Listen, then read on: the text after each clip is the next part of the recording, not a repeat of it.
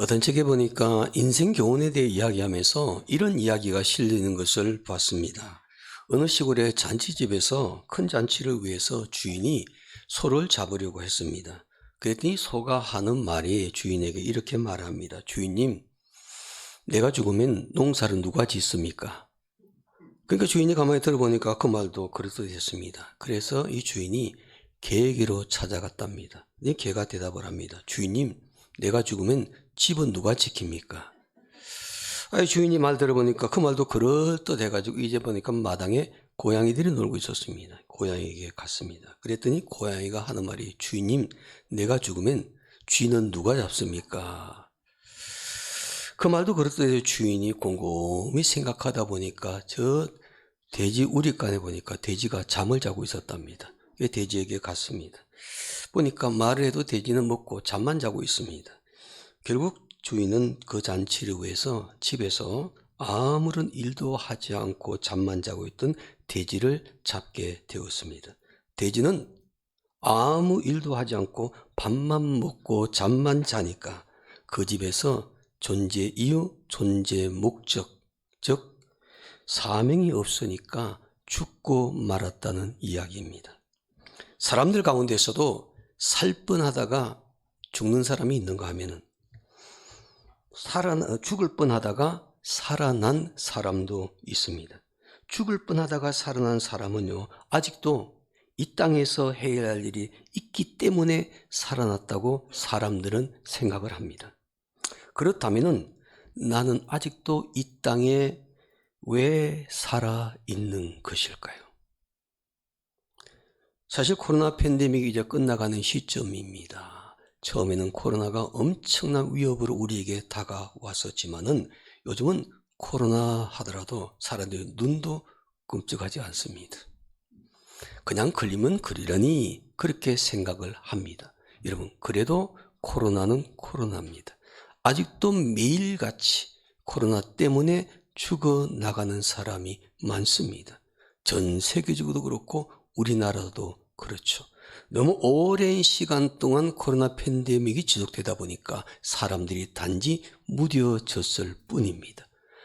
아무렇지도 않는 사람도 있는가 하면은 코로나가 결정적으로 그 사람의 건강을 해치고 죽음의 길로 이끄는 것을 보게 됩니다. 작년에 제가 가을에 제주도로 갔었는데 그때 잠시 만나가지고 카페에서 차를 대접해 준 부부가 계십니다. 그런데 얼마 전에 그 남자분이 세상을 떠나셨어요.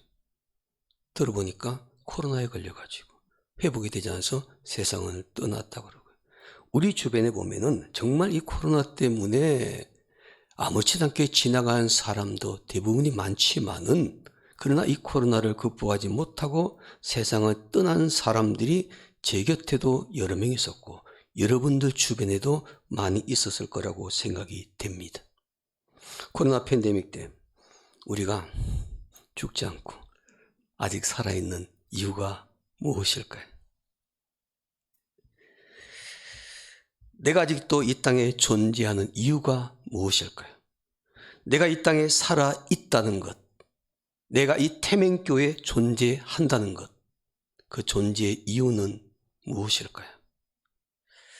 만약 우리의 존재 이유가 없다면요, 우리의 인생 그 자체가 사실 무의미해지는 것입니다. 존재 이유와 목적이 없다면은 우리가 살아야 될 분명한 명분이 없는 것입니다. 그러나 하나님께서 아직도 우리를 이 땅에 두시고 그리고 이 땅에 이 교회에 있게 하신 데에는 이유가 있죠. 목적이 있습니다. 그것이 우리의 사명입니다. 하나님은 우리에게 사명을 주셨기 때문에 그 사명을 다하기까지 우리를 이 땅에 존재케 하시며 이 태맹교회 안에 속하게 만들어 주셨다는 사실입니다. 리빙스턴이 27살 때 하나님의 부르심 받고 먼 오지 아프리카로 갔습니다. 그는 생명이 다하기까지 아프리카 선교를 위해서 몸을 바쳤습니다. 아프리카 선교의 아버지라고 불릴 정도로 위대한 사역을 감당하셨던 분입니다. 그분은 처음에 아프리카에 건너가서 사람 발길조차 드문 오지에 가서 전도 사업에 진력을 했습니다. 그러다가 전도와 의료를 겸하면서 아프리카의 각지를 탐험하기 시작을 했고 세계 사람들에게 오지의 땅 아프리카를 실상을 밝히는 데 큰 공헌을 했던 사람입니다. 그는 탐험을 계속하는 동안 몇 번이나 죽을 고비를 넘겼습니다. 열병에 걸려서 사경을 헤매서 죽을 뻔하다가 살아나기도 하고 또 스탠리라는 수색대 탐험대로 구색대를 만나서 그가 죽을 위기 가운데 있을 때 그가 절망의 상황 속에서도 목숨을 구함을 받았습니다. 이 외에도 죽음의 고비를 수없이 만났는데 리빙스턴은 아프리카에서 그때마다 구사일생으로 살아났습니다. 리빙스턴은 이런 자신의 경험을 통해서 분명한 한 가지의 신념을 갖게 되었습니다. 그래서 그는 이 신념 아래 이런 유명한 말을 남겼습니다. 사람은 자기 사명이 끝나기 전에는 결코 죽지 않는다. 사람은 자기 사명이 끝나기 전에는 결코 죽지 않는다. 리빙스턴이 아프리카 선교를 통해서 그가 철저하게 깨달았던 진리였습니다. 하나님께서 맡겨주신 사명이 있는 사람은 어떤 상황 속에서도 하나님께서 그를 지키시며 그를 쓰시는 줄로 믿습니다. 영화나 소설을 보면요, 주인공은 마지막 때까지 죽지 않는 것이 있죠. 하나님께서 세우신 사명자도 죽지 않고 그 사명을 다하게 하십니다. 비록 그 사명자가 비틀거리기도 하고 넘어지기도 하고 실수하기도 하지만 그러나 하나님은 그를 끝까지 쓰시기 위해서 다시 일으켜 세우시고 회복시키십니다. 다시 사명의 자리에 세우십니다. 그리고 마침내 그 사명을 완수하게 하십니다. 오늘 본문 말씀에도 보니까 그런 사건이 기록이 되어 있습니다. 본문에 보면요, 하나님께서 사명을 맡기신 엘리야에게 나타나셔서 질문을 하십니다. 하나님께서 오늘 저와 여러분들에게 이 예배 시간에 나타나셔서 질문을 하신다면 어떤 질문을 가장 먼저 하실까요? 오늘 본문에 보니까 하나님께서는 엘리야에게 나타나셔서 반복해서 2번 질문을 하십니다. 어떤 내용이냐면요, 9절에 보니까 이런 말이 나오지 않습니까? 오늘 읽은 본문의 말씀 보니까 엘리야야, 엘리야의 이름을 부르십니다. 내가 어찌하여 여기 있느냐? 그리고 또 13절 말씀으로 넘어가 보시면은 엘리야야, 내가 어찌하여 여기 있느냐? 이렇게 2번에 걸쳐서 하나님께서 엘리야에게 말씀하시는 것을 볼 수가 있죠.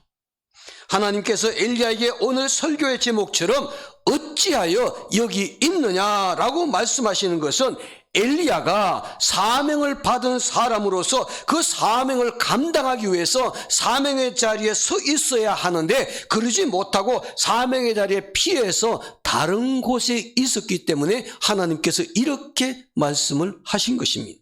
그렇습니다. 엘리야는 하나님께 받은 사명이 있는데 그는 그 사명을 완수하기도 전에 비틀거리며 넘어지고 말았습니다. 그러나 하나님은 넘어진 엘리야를 포기하신 것이 아니라 그를 찾아가 다시 사명의 자리에 세우시고 그에게 다시 사명을 감당할 수 있도록 능력을 부어주십니다. 그리고 마침내 그 사명을 완수하게 하시는 것을 볼 수가 있죠. 여러분, 하나님께로부터 사명을 받은 성도들은 끝까지 하나님이 붙잡으시고 그 사명을 다하도록 사명의 자리에 세워주시고 사명의 빛을 발할 수 있도록 능력을 부어주시는 줄로 믿습니다. 그러면 하나님께서 엘리야를 사명의 자리로 어떻게 인도하시는 걸까요? 하나님의 방법을 오늘 본문의 말씀을 통해서 먼저 생각해 봅니다. 첫째로 사명을 받은 엘리야가 어떤 상태에 처해 있는지 보겠습니다. 본문의 말씀 배경이기도 합니다. 엘리야는요, 하나님의 선지자로 세움받아 이스라엘 왕과 그 나라 백성들에게 하나님 말씀을 전하라는 사명을 받았죠. 엘리야는 하나님께 사명받은 사명자입니다. 그런데 그가 어떤 상태에 처했는지 오늘 적나라하게 본문 말씀 우리에게 이야기를 하고 있습니다. 본문 말씀 전에 19장 3절 말씀을 보시기 바랍니다. 3절에 보니까 이렇게 말하죠. 그가 엘리야를 말합니다. 그가 이 형편을 보고 일어나 자기의 생명을 위하여 무엇해다? 도망하여. 여러분 보십시오. 엘리야는요, 사명이 있는 사람입니다. 사명의 자리에 서 있어야 될 사람입니다. 그런데 성경에 보니까 엘리야가 죽음이 두려워서 도망가고 있습니다. 하나님께서 세우신 사명자가 주변 환경을 바라보니까 두려워서 생명이 아까워서 도망치고 있습니다. 그리고 또한 4절 말씀 보십시오. 자기 자신은 광야로 들어가 하루길쯤 가서 한 로뎀 나무 아래 앉아서 자기가 무엇하기를 원하여? 죽기를 원하여 이르되. 사명자가 지금 하는 모습이 무엇입니까? 하나님, 제 죽고 싶습니다. 차라리 저를 죽여주십시오. 이렇게 사는 것보다는 차라리 죽는 것이 낫습니다. 사명자가 이렇게 말을 합니다. 그리고 마지막 5절 말씀 보시고 5절에 보니까 이렇게 말하. 로뎀 나무 아래에서 무엇하더니? 누워서 자더니. 여러분, 사명을 받은 자가 일하지는 않고 오늘 본문에 8자 좋게 누워서 잠만 자고 있습니다. 하나님께서 맡겨주신 일을 해야 될 사람이 그 사명을 감당하지 않고 잠만 자고 있는 모습이 사명자인 엘리야의 모습이라는 것입니다. 만약 엘리야에게 사명이 없었다면, 하나님께서 사명자로 세워주시지 않았다면 엘리야가 도망가든지 아니면 죽기를 원하든지 아니면 마음 편히 잠을 자든지 아무런 상관이 없을 텐데 하나님께서 엘리야에게 사명을 주셨어요. 그 사명이 그가 존재해야 될 이유요 목적이요 살아있는 사명입니다. 그런데 엘리야가 그 사명의 자리에 서 있지를 못하고 그 자리를 피해서 도망갔습니다. 하나님께 사명을 받은 대로 일할 사람이 그 책임을 다하지 않고 그 자리를 피해서 도망가고 있습니다. 사명자가 하나님의 일꾼이 하나님의 일을 맡은 직분자가 그 자리를 지켜야 함에도 불구하고 다른 곳으로 피해서 도망가고 있습니다. 깊은 절망감에 빠져서 하나님께 죽기를 간구하고 있습니다. 열정적으로 일해야 될 사람이 하나님의 일을 안고 잠만 자고 있습니다. 여러분, 이런 엘리야를 여러분은 어떻게 생각하십니까? 만약 여러분이 하나님의 입장에 서 있다면 이런 사람을 어떻게 대하시겠습니까? 성경에 보면 하나님은요, 천사를 보내십니다. 천사를 보내서 엘리야를 어루만져 주시고 그에게 먹을 것과 마실 것을 공급도 해주시고 그를 돌보아 주십니다. 엘리야가 맡은 일을 포기하고 도망가서 일어나지 않고 잠만 자고 있었지만 하나님은 여전히 그를 먹이십니다. 낙심하며 깊은 절망감에 빠져 사명을 포기하고 죽기를 간구하고 있었지만 하나님은 그의 생명을 거두가시지 않고 여전히 그에게 살 수 있도록 음식을 제공해 주십니다. 하나님은 변함없이 엘리야를 돌봐 주십니다. 여러분 꼭 기억하십시오. 엘리야의 모습 보면요, 하나님은 변하지 않았습니다. 누가 변했습니까? 엘리야가 변했습니다. 하나님은 신실하신 분입니다. 하나님은 우리에게 은혜 주시고 우리에게 사명 주시고 그 사명 감당할 수 있도록 능력 주시고 물질 주시고 건강 주시고 모든 것 허락해 주시며 하나님은 변함이 없으십니다. 문제는 우리가 변해 있다는 것입니다. 코로나 팬데믹을 거치면서 이런 전염병 상황이 이 시대에만 있었던 건 아니지 않습니까?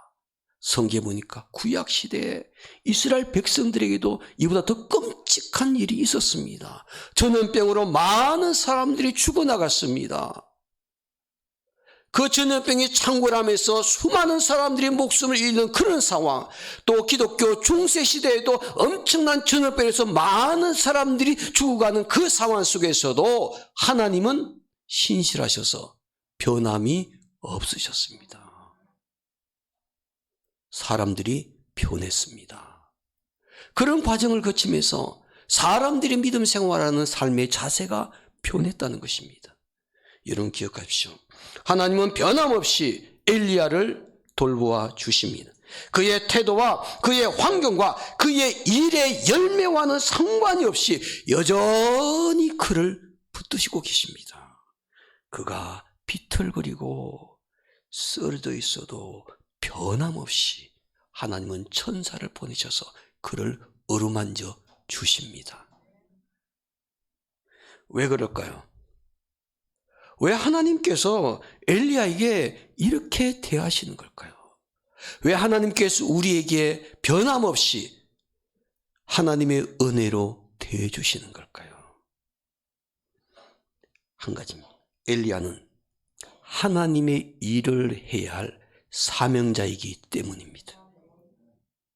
엘리야는 사명자이기 때문에 하나님께서 그를 끝까지 붙들고 계십니다. 하나님은 변하지 않았지만은 엘리야가 변했습니다. 하나님은 여전히 그 자리에 계셨지만은 엘리야가 피해서 도망갔습니다. 어찌하여 여기 있느냐? 하나님께서 엘리야에 말씀하시면서 여전히 엘리야를 하나님은 관심 가지시고 돌보시고 그를 일으켜 세워 주십니다. 아직도 그에게는 하나님의 일을 해야 할 사명이 있기 때문입니다. 하나님께서 맡겨주신 직분이 있습니다. 그 직분, 그 사명, 그 책임이 있기 때문에 하나님께서는 그를 끝까지 붙드시고 그를 보호하시며 그를 인도하십니다.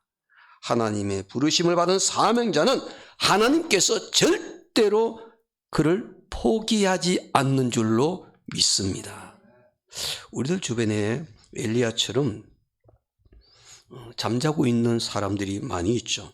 사명의 자리에 서지 못하고 그 자리를 피하며 낙심하며 절망하면까지는 사명자도 많이 있죠. 하나님께서 맡겨주신 일을 안고 사명의 자리에 도망가는 사명자도 있습니다. 하나님께서 맡겨주신 직분을 포기하고 낙심하며 죽기를 원하는 사명자도 있습니다. 그렇다면은 어떻게 해야 다시 사명의 자리로 회복할 수 있을까? 어떻게 해야 다시 사명의 자리에 서서 사명의 빛을 발할 수가 있을까? 둘째로 하나님께서 엘리야를 사명의 자리로 회복시키시는데 하나님은 말씀을 통해서 회복시키십니다. 하나님께서 사명자를 회복시키는 방법을 보시기 바랍니다. 하나님은 영의 양식인 말씀을 통해서 지쳐있는 사명자에게 생기를 공급하시며 그 사람을 다시 사명의 자리에 세워주십니다.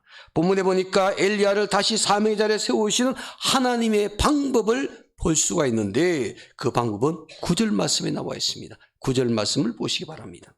엘리야가 그곳 굴에 들어가 거기서 머물더니 여호와의 말씀이 그에게 임하여 이르시되 엘리야야 내가 어찌하여 여기 있느냐. 엘리야에게 무엇이 임했다고 말씀하고 있죠? 여호와의 말씀이 임했다. 여호와의 말씀이 임했다. 그리고 계속해서 이어지는 말씀 보니까 하나님께서는 여러 자연현상을 통해서 엘리야에게 나타나셔서 궁극적으로는 하나님께서 세미한 음성으로 엘리야에게 말씀해 주십니다. 사명의 자리에서 떠나 호렙산 동굴에 숨어있는 엘리야에게 하나님께서 나타나셨는데 가장 먼저 하신 것이 엘리야에게 말씀으로 다가가셨습니다. 하나님은 엘리야에게 말씀을 통해서 하나님의 임재를 체험하게 하셨습니다. 하나님은 말씀을 통해서 엘리야의 사명을 확인시켜 주면서 다시 사명의 자리에 세워주셨습니다. 엘리야는 사명을 받은 자로서 사명의 자리에 서지 않고 그 자리를 피해서 도망가고 말았죠. 그가 해야 할 일은 하지 않고 그 일을 기피하면서 잠만 자고 있었죠. 그러나 하나님은 그에게 나타나셔서 말씀하십니다. 말씀을 들려주십니다. 말씀을 통해서 하나님의 임재를 경험하게 하고 지쳐있는 그에게 새 힘을 얻게 하셨습니다. 또 말씀을 통해서 그를 다시 사명의 자리에 세워주셨습니다. 말씀을 통해서 그가 해야 할 일이 무엇인지를 다시 확인시켜 주셨습니다. 이처럼 하나님은 말씀을 통해서 하나님의 일을 피하고 있는 사람에게 도전하시고 격려하시고 새 힘을 주시고 해야 할 일을 깨닫게 만들어 주십니다. 그러므로 하나님의 일을 하는 사명자는, 하나님의 일꾼은, 하나님께서 세우신 직분자는 항상 하나님 말씀에 귀를 기울이셔야 됩니다. 하나님 말씀에 귀를 기울일 때 하나님의 사명을 다시 한번 세워지게 됩니다.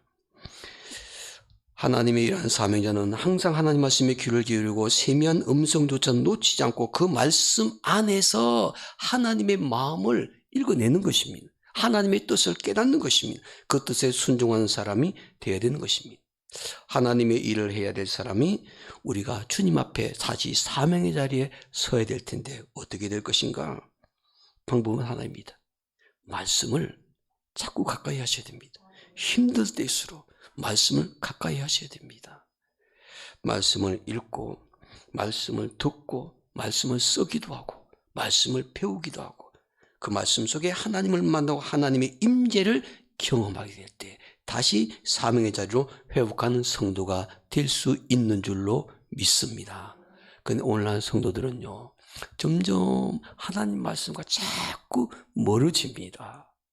여러분, 신앙생활의 기본이 뭔 줄 아십니까? 신앙의 기본 생활은 말씀 가까이 하는 것입니다.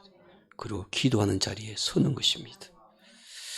하나님께서 저와 여러분 엘리야처럼 말씀으로 우리를 다시 사명의 자리에 세워주실 때 그 자리에 서서 우리가 이 땅에 존재하고 있는 목적대로 삶을 사는 성도들이 되어서 하나님께 주신 놀라운 축복의 자리에 서는 성도들이 되기를 원합니다. 셋째로 하나님은 말씀으로 엘리야를 다시 사명의 자리에 세우시고요, 그에게 사명의 빛을 발할 수 있도록 엄청난 능력을 부어주십니다. 하나님께서 내가 어찌하여 여기 있느냐라고 말씀하신 후에 말씀을 통해서 만나셔서 그를 다시 회복시켜 주시고 사명의 자리에 섰을 때 그 사명 감당할 수 있도록 엘리야에게 엄청난 능력을 부어주셨다는 사실입니다.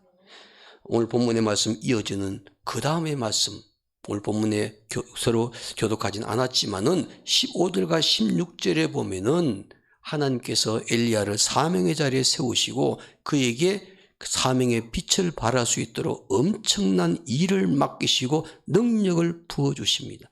세 가지입니다.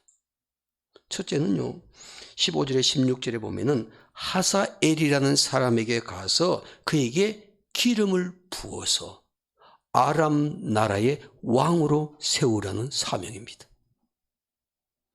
두 번째는 예후라는 사람에게 찾아가서 그에게도 기름을 부어서 이스라엘 왕이 되게 하라는 사명입니다. 마지막 세 번째는 엘리사에게 기름을 부어서 엘리야의 후계자로 삼으라는 사명입니다.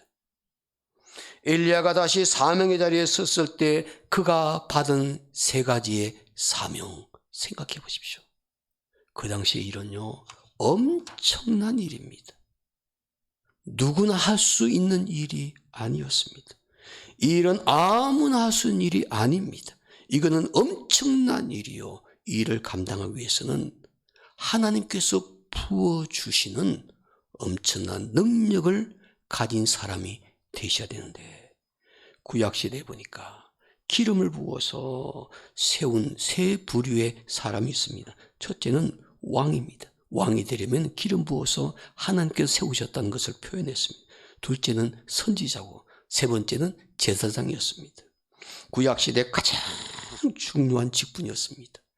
이 세 부류의 사람들을 세울 때 머리에 기름 붓는 의식을 행하였죠. 하나님께서 이 사람들을 세우신다는 것과 하나님의 능력을 부어주셨다는 것을 상징적으로 보여주는 의식이었습니다. 이 사역은 아무나 할 수 있는 것이 아니었습니다. 하나님께로부터 위임을 받은 사람만이 할 수 있는 일이었습니다. 다시 말하면은 하나님을 대신해서 할 수 있는 일이었다는 것입니다.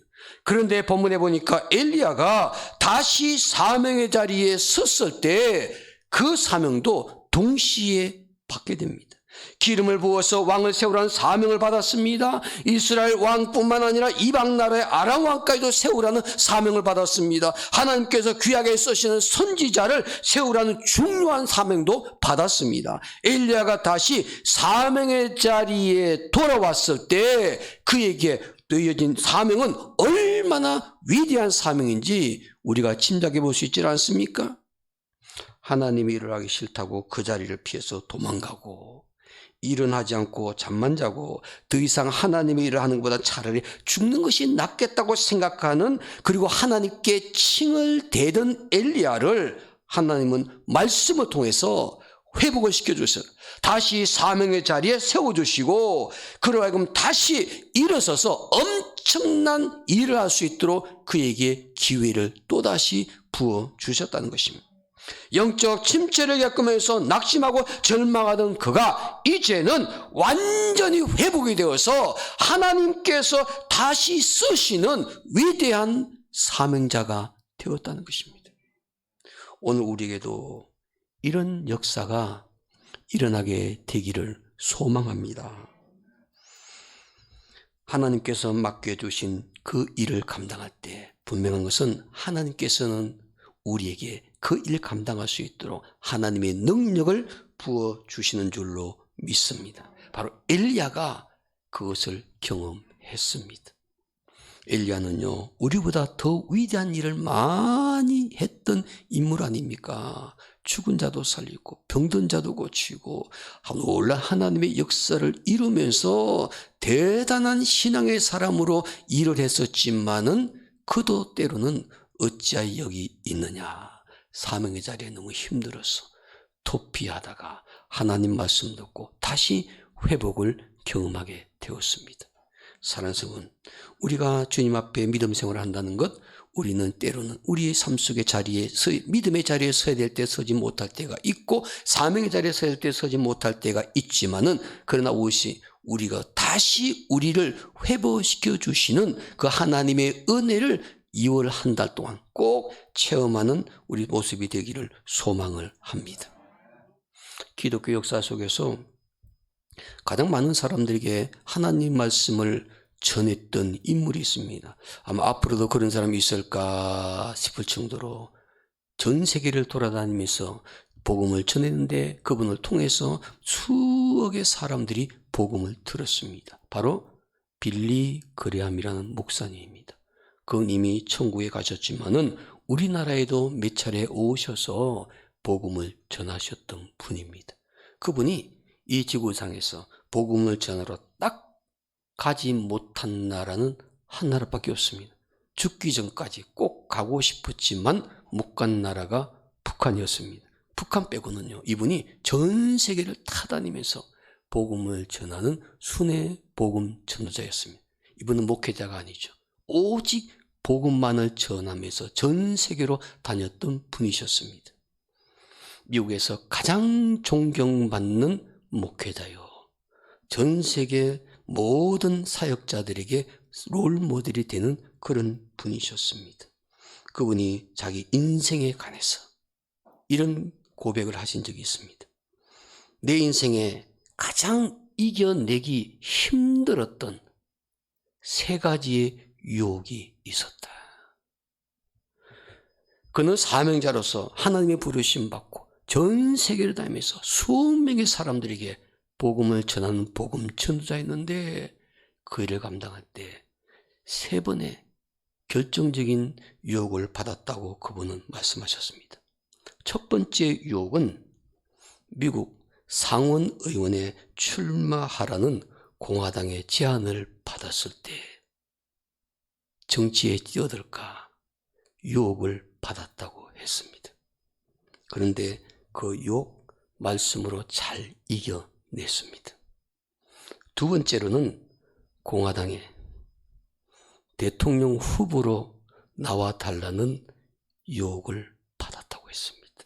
이것은요, 상원의원 때보다도 더 큰 유혹이었다고 했습니다. 마지막 3번째는, 이건 가장 강력한 유혹이었다. 그분은 그렇게 말씀을 하셨습니다.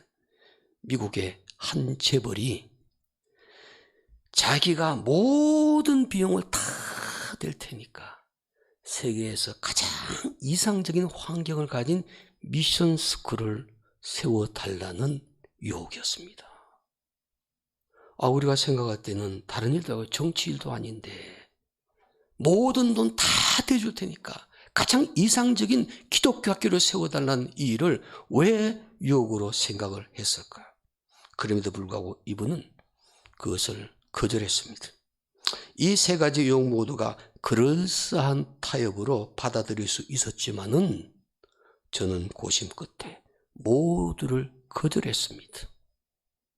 왜냐하면 저의 사명은 말씀을 전하는 전도자이지 정치를 하는 정치인이나 사업을 하는 사업가나 교육을 시키는 교육가가 아니기 때문입니다.